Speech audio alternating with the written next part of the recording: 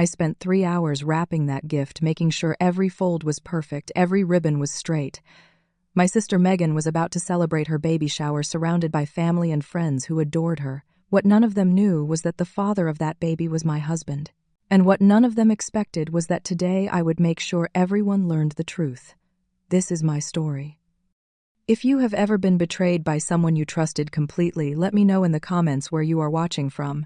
Hit that like button and subscribe if you want to see how I handled this moment. Because trust me, by the end of this story, you will understand why some secrets cannot stay buried forever. Now, let me take you back to where it all began. My name is Allie, and for 7 years I believed I had the perfect marriage.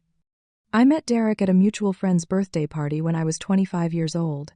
He was tall, had kind eyes, and laughed at all my terrible jokes. We talked for hours that night, and by the time the party ended, I knew he was someone special. We dated for 2 years before he proposed on a quiet beach during sunset. It was simple, beautiful, and everything I ever wanted. We bought a small house in the suburbs with a backyard that we turned into a garden together. Every spring, we planted tomatoes and sunflowers. Every fall, we raked leaves and drank apple cider on the porch. Derek worked as a construction engineer, often coming home with dirt on his boots and stories about the buildings he was helping create. I worked as a night shift nurse at the local hospital, caring for patients who needed someone to hold their hand during the darkest hours.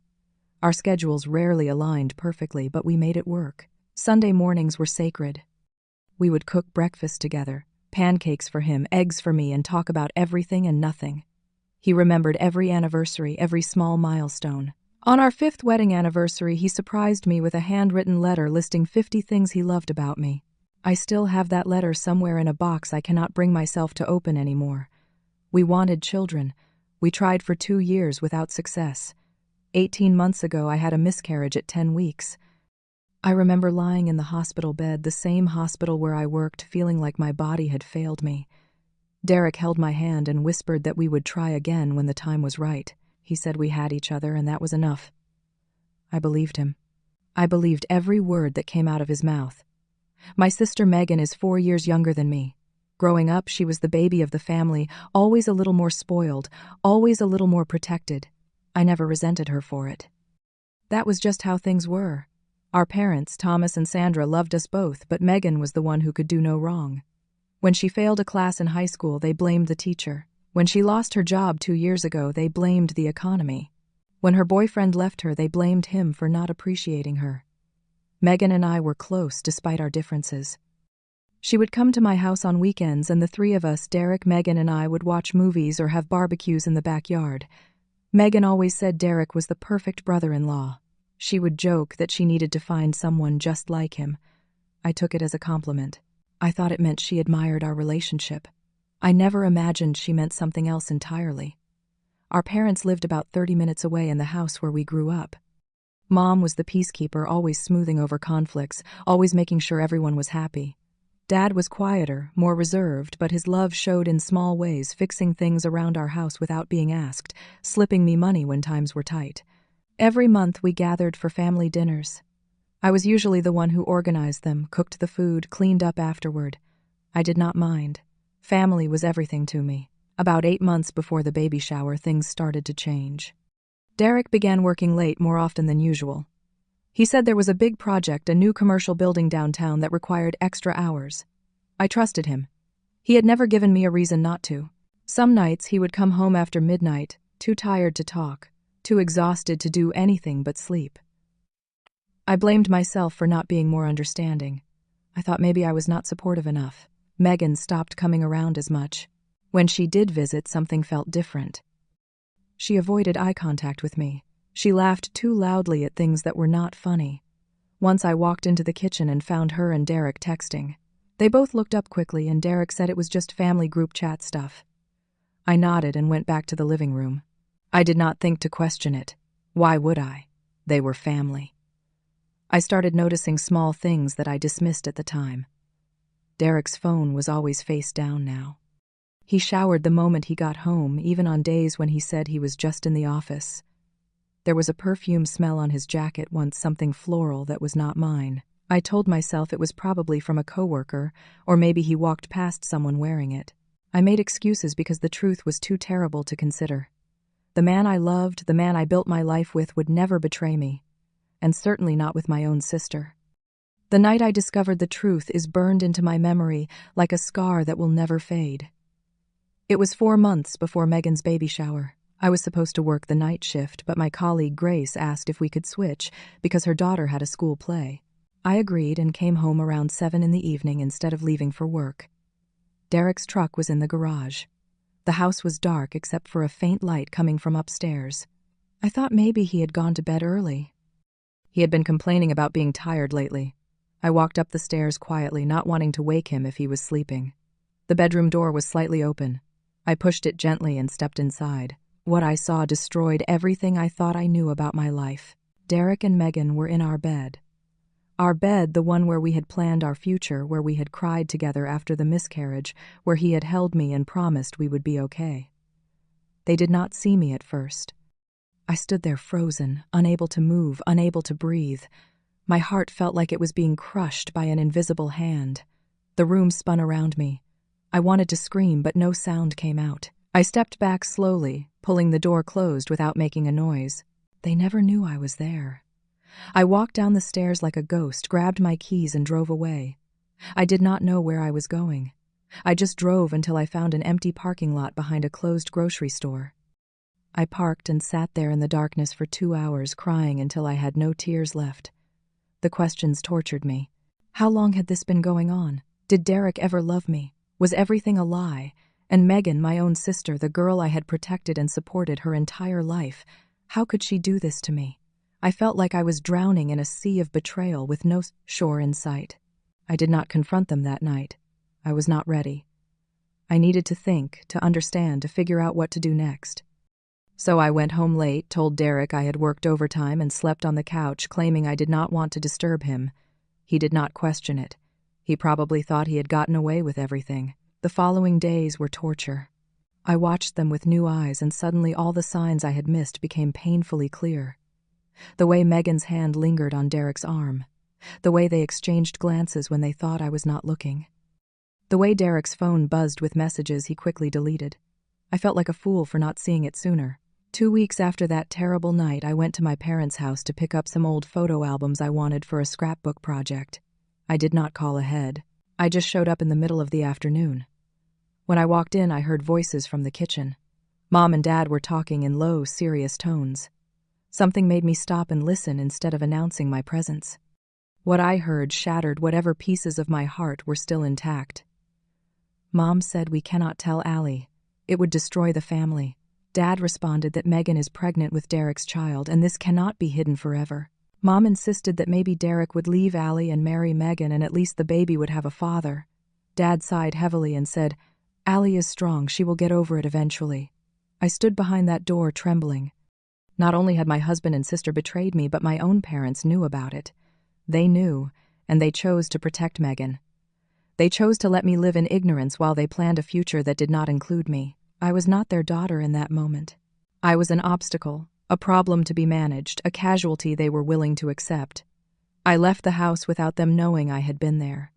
I drove home and sat in my car in the driveway for an hour. The tears had dried up by then. What replaced them was something cold and hard, a determination that surprised even me. I would not confront them privately where they could manipulate the situation, deny everything, or turn it against me. I would not give them that power. Megan's baby shower was scheduled for 2 months later. It was going to be a big event at my parents' house with extended family, friends, co-workers. Everyone would be there to celebrate the new life growing inside my sister, the life my husband had put there. The irony was almost unbearable. That was when I started planning. I collected evidence methodically like I was building a case.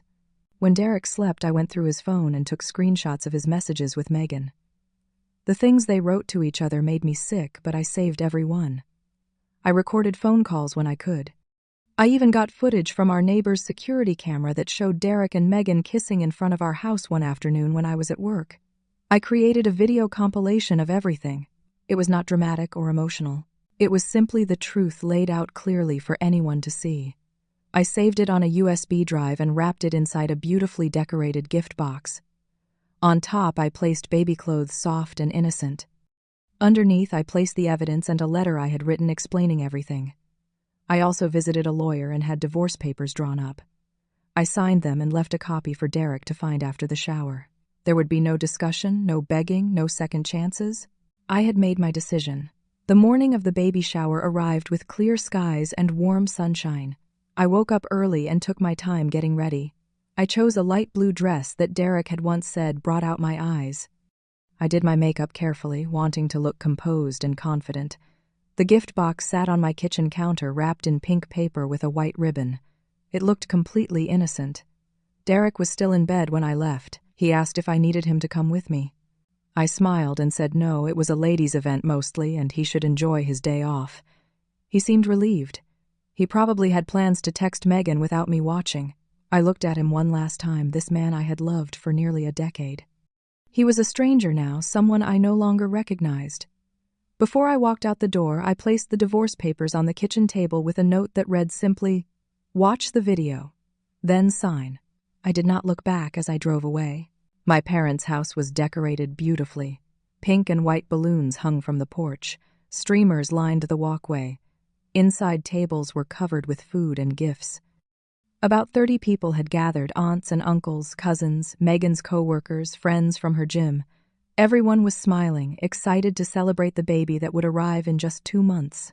Megan looked radiant in her maternity dress, her bump prominent and proud. When she saw me, something flickered in her eyes, maybe guilt, maybe fear.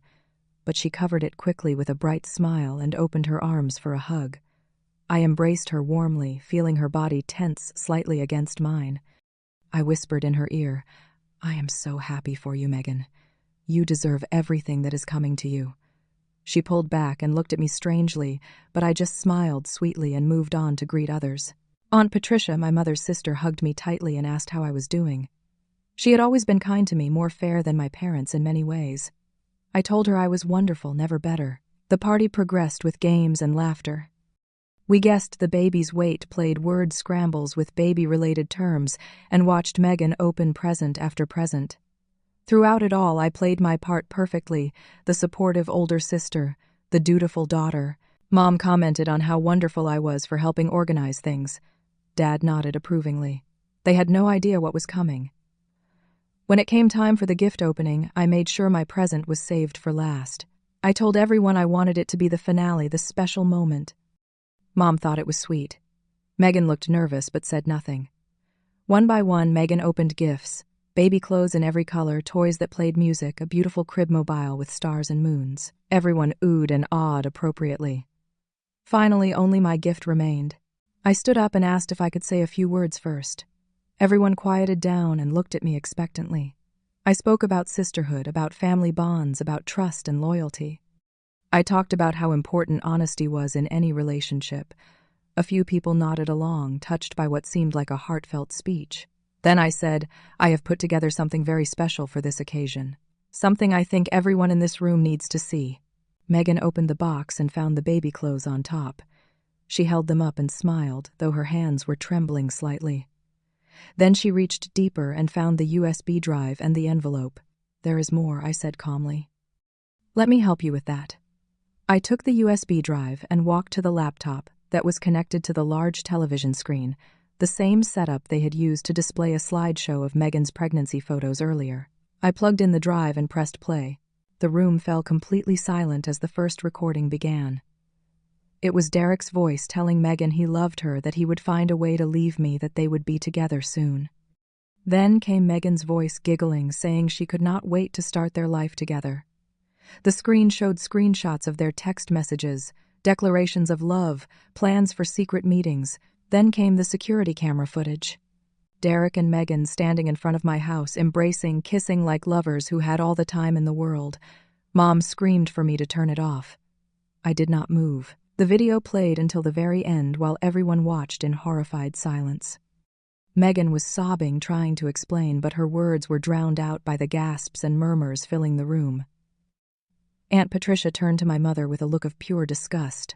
"Sandra, did you know about this?" Mom could not answer. Her silence was confession enough. I picked up the envelope and read the letter I had written out loud. I told them how I had discovered the affair, how I had overheard my parents planning to hide it from me, how they had chosen Megan over me without a second thought. My voice did not waver. I had cried all my tears already. This moment was not for crying. It was for truth. When I finished, I placed my house key on the table. I told them Derek would receive divorce papers today, that I was leaving this family behind. I wished Megan luck with her baby and her choices. Then I walked toward the door. Nobody tried to stop me. The room was frozen in shock and shame. As I stepped outside into the sunshine, I felt something I had not expected. I felt free. I drove straight to Grace's apartment. She knew everything and had prepared her spare room for me. When she opened the door, I collapsed into her arms and finally let myself fall apart. But even as I cried, I knew I had done the right thing. The truth was out. The lies were over. The months that followed were the hardest of my life, but also the most transformative. The divorce was finalized within 3 months. Derek did not fight it. He could not with all the evidence I had. I received my fair share of our assets and enough to start fresh somewhere new. I moved into a small apartment closer to the hospital. It was nothing fancy, just 1 bedroom with a tiny kitchen and a balcony barely big enough for 2 chairs. But it was mine. I filled it with plants and books and soft blankets. I learned to cook meals for one without feeling lonely. I took long walks in the park near my building and discovered coffee shops I had never noticed before. Grace was my rock during those early months. She checked on me every day, brought me soup when I forgot to eat, made me laugh when I wanted to disappear. My therapist helped me untangle the mess of emotions I had buried for so long. I learned that healing is not a straight line. Some days I felt strong and hopeful. Other days I could barely get out of bed. Both were okay. Aunt Patricia stayed in touch. She was the only family member who reached out after the shower. She told me I had done the right thing, that secrets like that poison everything they touch. She also kept me updated on what happened after I left, though I did not ask for details. Derek never married Megan. Apparently, once the fantasy was exposed to daylight, it crumbled. He moved to another state for a job and barely acknowledged the baby. Megan gave birth to a girl and named her something I do not remember. She is raising the child mostly alone with help from our parents. Mom called me once about 4 months after the shower, leaving a voicemail asking me to forgive them.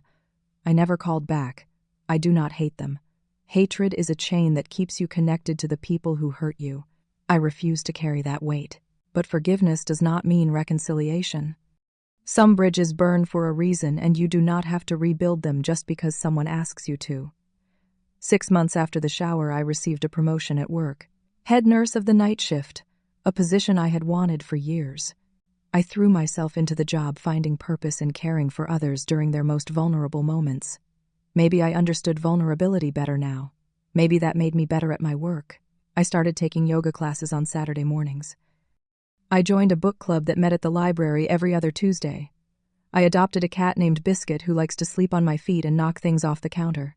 Small joys, simple pleasures, a life rebuilt piece by piece. One evening, about a year after everything fell apart, I sat on my tiny balcony watching the sunset paint the sky in shades of orange and pink. Biscuit was curled up on my lap, purring softly. I thought about everything I had lost, a husband, a sister, parents who chose someone else over me. But I also thought about what I had gained: self-respect, courage, the knowledge that I could survive the worst and still find reasons to smile. The truth is, the people who are supposed to protect you are sometimes the ones who hurt you the most.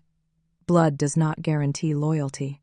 Marriage vows can be broken, but your own strength, your own worth, that belongs to you, and no one can take it away. Walking away from that baby shower was not giving up. It was choosing myself. It was refusing to be a footnote in someone else's story of deception. If you are going through something similar, if someone you trusted has broken your heart, please know this: you are stronger than you think. The truth, no matter how painful, will always set you free. And sometimes the best revenge is simply living well. I want to ask you something before you go. Have you ever had to walk away from people you loved because they did not deserve your trust anymore? How did you find the strength to start over? Share your story in the comments. I read every single one, and your experiences might help someone else who is struggling right now. If this story touched you, please hit that like button and subscribe to this channel for more real-life stories. Share this video with someone who might need to hear it today. You never know whose life you might change. Thank you so much for watching and for being part of this community. I wish you peace, strength, and the courage to always choose yourself. Take care of your heart. It is the only one you have.